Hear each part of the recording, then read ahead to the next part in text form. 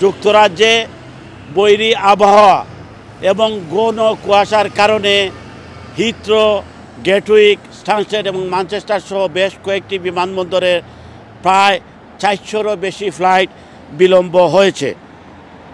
Flight এওয়ার থেকে তথ্য মতে গ্যাটউইকে শনিবার 234টি ফ্লাইট, হিথ্রো এয়ারপোর্টে 209টি ফ্লাইট এবং স্টানস্টেড এয়ারপোর্টে 31টি ফ্লাইট বিলম্ব হয়েছে। শুধুমাত্র হিথ্রো এয়ারপোর্ট থেকে 40টি ফ্লাইট বাতিল করা হয়েছে। গ্যাটউইক থেকে 26টি ফ্লাইট বাতিল হয়েছে। এর মধ্যে গ্যাটউইকে মানুষ 9 ঘন্টা পর্যন্ত আটকা পড়েছে। আবহাওয়ার অফিস থেকে বলা হয়, সারা যুক্তরাজ্য জুড়ে ঘন কুয়াশা এবং ঠান্ডার কারণে ফ্লাইট উঠানামায় বিলম্ব হওয়ার কারণে হিথ্রো, গ্যাটউইক এবং স্টানফোর্ডের বেশ কয়েকটি ফ্লাইট বাতিল করা হয়েছে। এই বৈরী আবহাওয়া এবং ঘন কুয়াশা আগামীকাল পর্যন্ত বলবৎ থাকবে বলে মেট অফিস সূত্রে জানানো হয়েছে। গ্যাটউইক এয়ারপোর্টের একজন মুখপাত্র জানিয়েছেন, ঘন কুয়াশার কারণে অস্থায়ীভাবে বিমান চলাচলে নিষেধাজ্ঞা জারি করা হয়েছে, কিন্তু ফ্লাইট সারাদিন বিলম্বিত হতে পারে।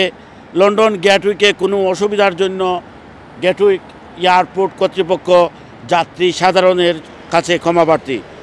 যাত্রীদের বিস্তারিত তথ্যের জন্য তাদের সংশ্লিষ্ট বিমান কোম্পানিগুলোর সাথে যোগাযোগ করার জন্য অনুরোধ জানানো হয়েছে। মেট অফিসের আবহাওয়াবিদ লিয়াম এসলিক পিএ নিউজকে বলেছেন, এটি বছরের সেই সময় যখন লোকরা প্রচুর বিদেশে ভ্রমণ করে থাকেন। ইংল্যান্ডের বেশিরভাগ অংশে প্রচুর কুয়াশা ঢেকে আছে, প্রধানত দক্ষিণ পূর্ব এবং মধ্য ইংল্যান্ড। তবে দেশের বাকি অংশে বেশ কিছুটা ঘন কুয়াশা দেখা যাচ্ছে। শনিবার সকালে এটি বেশ ঘোলাটে হয়েছে। এখনও কুয়াশার দাগ থাকবে, যা পরিষ্কার হতে একটু বেশি সময় লাগবে। ফ্লাইট বাতিলের কারণে হাজার হাজার মানুষ, হাজার হাজার প্যাসেঞ্জার আটকা পড়েছেন।